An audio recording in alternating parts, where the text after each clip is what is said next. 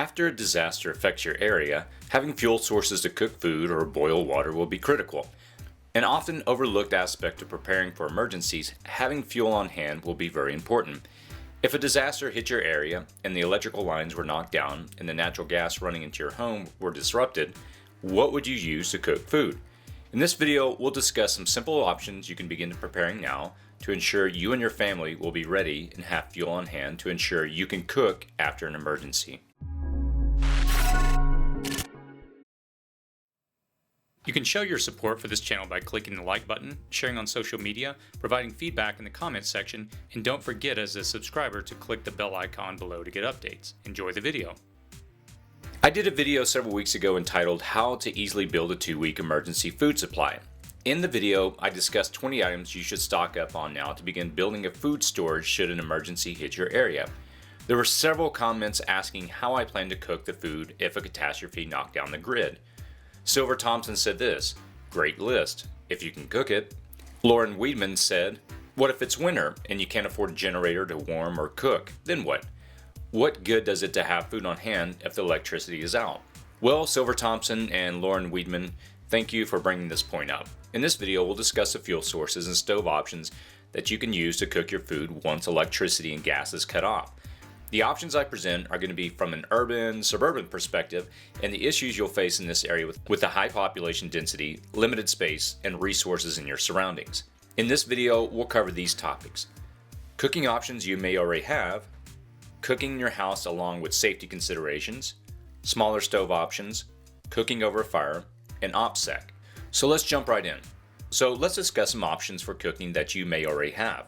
These two options are very common and practical under normal circumstances. The first option is just a plain old barbecue grill. These are useful for parties and family gatherings and are great to have in the summertime when you spend more time in the backyard. You can pick these up at your local hardware store or even online. Even better, you can often find these on sites like Craigslist, at garage sales, and it's not uncommon to find these on the curb when people replace them for the newer, upgraded model. I had a neighbor that moved out and left their grill on the curb with the rest of the trash they were dumping. It just needed a little cleaning and a new propane tank, and it works as good as new. The advantage of one of these after the grid goes down is that they're independent of the gas line running into your house, they're easy to fire up, and you can get cooking right away. The disadvantage with these is that they use more fuel compared to other options, which we'll discuss later, and they're not really portable should you have to evacuate your home. Another option is a charcoal grill. These come in all types of sizes. We have a small one that you can pick up at your local grocery store or online. Obviously, you'll want to have charcoal stocked up for these. And they also have the advantage of being relatively cheap, in addition to being small and portable should you need to leave your home in your vehicle. Cooking in your house. Now, should you want to cook indoors, one of the best options is something like a Coleman Classic propane stove. And just to be clear, when cooking indoors using propane, be sure to have proper ventilation. You can pick up one of these at your local Walmart or online for about $40. They also have the advantage of being small enough that they're easily portable and you can easily carry the small propane fuel tanks along with the stove. The only downside with the smaller propane tanks though is that they're probably only good for a day or two of heavy use. This is why I picked up a propane hose to connect my larger propane tanks to the Coleman stove, which gives me the ability to cook on the stove for a very long time. Speaking of larger propane tanks, I picked up a couple of these online as well and just keep them stored in the garage for a rainy day. I typically rotate these to make sure they're being used.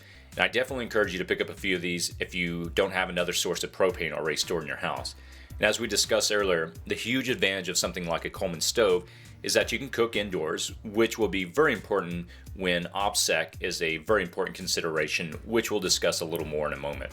Again, if you're cooking indoors, be especially careful. Having a fire extinguisher or two nearby can be very important, as you probably won't be able to contact the fire department should a fire break out. Also, consider getting carbon monoxide detectors, as a buildup of carbon monoxide in your house could be lethal should you start cooking a lot indoors or burn wood in your fireplace. Smaller stove options. There are options as well for smaller stoves that we'll run through, which have the advantage of being very small, reliable, and portable in your bug out bag. Actually, you may already have this in your bug out bags, and they're another great option for cooking should you be forced out of your home. I'll discuss 3 flame options I have in my setup and 1 flameless option you might want to consider. The first option is a solo stove. These are great for burning small twigs and have the added advantage of not being reliant upon a fuel source like propane that can run out over time. The next option is a gas stove that uses a propane isobutane mix fuel source. Again, these are small and they're portable and they're relatively inexpensive. I have the Etex City Ultralight stove, and when collapsed, they're very small and they can easily fit into a backpack and be carried. The advantage with these is that you have a fire on demand and you produce little to no smoke, which gives you a great advantage if you're not wanting others to know where you are. The obvious downside is that they have a finite fuel source. Once they run out of fuel, they're done. Another popular option we have in our bags is an Esbit stove, which is also very small and lightweight. Like the Etex City stove, when the fuel source is depleted, these kind of lose their values.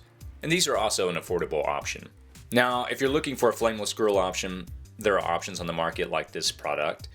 I personally have never used one, but if you want to have the option of something that's small, portable, and doesn't emit smoke, you might want to check this out.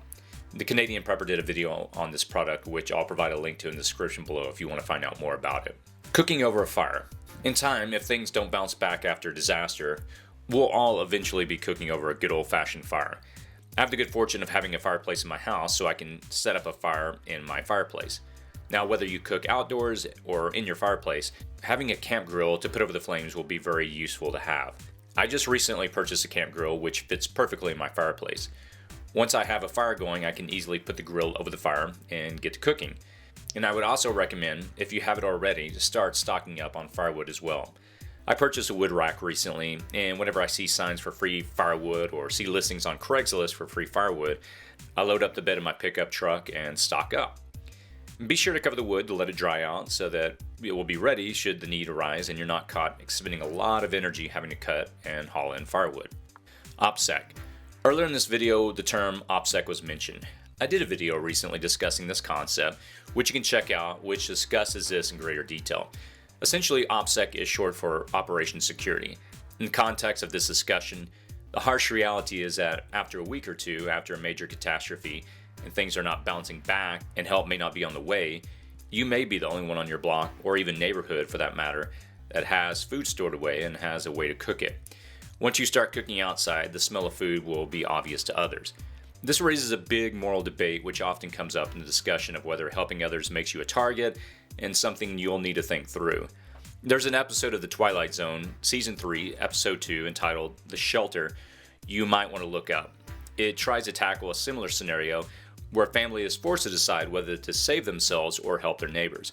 If you cook outdoors on an open flame, you may have guests that may or may not want to leave you alone or may forcibly try to take your food. This is a moral dilemma often discussed in the prepper community and some food for thought. It's a scenario you need to think through on how you're going to handle. I'd love to hear your thoughts about this in the comments section below. So here's my final thoughts.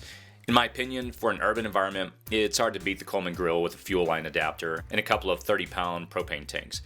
You've got a setup that's not going to produce smoke, it can be used indoors, and it will allow you to cook or boil water. Again, you might want to consider picking up 2 or 3 30-pound propane tanks and storing them away. Check back, as in a future video we'll discuss utensils, pots, pans, plates, forks, other items, all the stuff that you're going to need on hand to have, especially if you plan to cook over an open flame. We'll also discuss sanitation and cleaning up in an urban environment setting. If you enjoyed this video, again, please subscribe, like, or share on social media. In addition, I learned so much from the YouTube community and would love to get your feedback and insights in the comments section below. And as always, be safe out there.